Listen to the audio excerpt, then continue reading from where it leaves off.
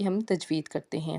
قلنا، قاف حروف مستعلیہ کا حرف پر پڑھیں گے، الف سے پیچھے زبر ہے، ایک الف کے برابر یا 2 حرکات کے برابر کھینچ کے ادا کریں گے۔ یا آدمو، یا کے اوپر آپ کو مد نظر آ رہی ہے، 3 الف کے برابر کھینچ کے ادا کریں گے، الف کے اوپر کھڑی زبر ہے، 1 الف کے برابر کھینچیں گے اسے۔ مسکن، سین جو ہے حرف صفیریہ کا حرف ہے، سیٹی کی آواز آئے گی۔ کن میں نون ساکن کے بعد حمزہ ہے تو یہاں پہ ہم نے اظہار کرنا ہے، یعنی کہ ہم نے غنہ نہیں کرنا۔ اس کے بعد ہے انتا، نون ساکن کے بعد تا ہے تو یہ حرف جو ہے وہ حرف اخفا میں سے ہوتا ہے تا، تو یہاں پہ ہم نے آواز کو ناک میں چھپانا ہے یعنی غنہ کرنا ہے۔